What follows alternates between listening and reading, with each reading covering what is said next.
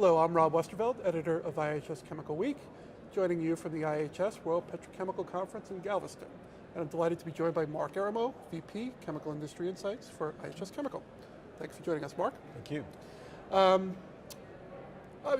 big theme, or probably the theme of the event, is the new energy environment and the impact of lower crude prices. What is the stunt to the competitiveness of North America as we sit here in Galveston? Has it changed your view on how competitive the U.S. is? Great question. So, in an often asked question right now in this environment. So, if you go back a few years, one of the key driving forces behind the massive investments in base chemicals capacity, and really we're talking about chemicals capacity that are based on gas-based chemistry, if you will, so gas to methanol or gas through ethane propane into ethylene propylene, was this huge divergence between the value of natural gas and the equivalent BTU value, if you will, of crude oil. Therefore the competing feedstocks between gas and crude. So with the collapse in crude pricing, clearly that advantage has declined, but I've been very, very clear in my travels since this has happened that the advantage is still there.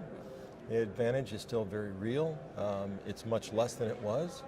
And on a BTU basis, the North American market enjoyed $10 to $15 a million BTU advantage for a number of years, which now maybe is hovering around $5 a million BTU. So in the near term, yeah, it's a more even playing field, but it is still advantaged, and certainly the long-term, medium to long-term outlooks say that gas will remain low cost and eventually crude prices will rise, and that significant advantage will return to the investments that are here and the investments that are yet to come. Okay. And also, in your presentation at WPC, you'll go through what capacity additions look like through 2020. Give me a sense of the scale and the shape of those additions. Where are they and how are they going to impact industry? Absolutely, so significant additions when you look at base chemical capacity. And really, if you focus on three of the main, what I call basic chemicals, which have to do with the building blocks, methanol, ethylene, and propylene, we see substantial capacity being added. Again, the main driving forces for these capacity additions from a regional standpoint have been China, adding the largest quantities, obviously North America, followed by the Middle East, mainly Saudi Arabia. And then we're actually even seeing India and Korea be the other two countries that if you add up all these petrochemical capacities that where product is being added. Sum total, if you also bring in benzene, chlorine, and paraxylene, 230, 240 million metric tons of new capacity in the current decade across all these various products. So substantial investments that are coming, and again, led by methanol, ethylene, and propylene as far as the key base chemicals being added across these regions. And where are they? What's the impact of China? Obviously are additions still centered in China? Significant investment in China based on becoming more self-sufficient in many of their value chains. Again, you always, when you talk about China, you got to talk about China as the manufacturing floor for the world in terms of durables and non-durables, in a desire to be less dependent upon imported chemicals, intermediates, plastics in order to make those manufactured goods. And so they are investing heavily, whether it be coal-based investments, which is really the current wave, or PDH units, other on-purpose technology for propylene, and it's really focused on becoming more self-sufficient in terms of those basic chemicals that they need. Okay. And you mentioned also in your presentation that durables and non-durables are the fundamental drivers of chemical demand, and obviously there's a close correlation there with GDP.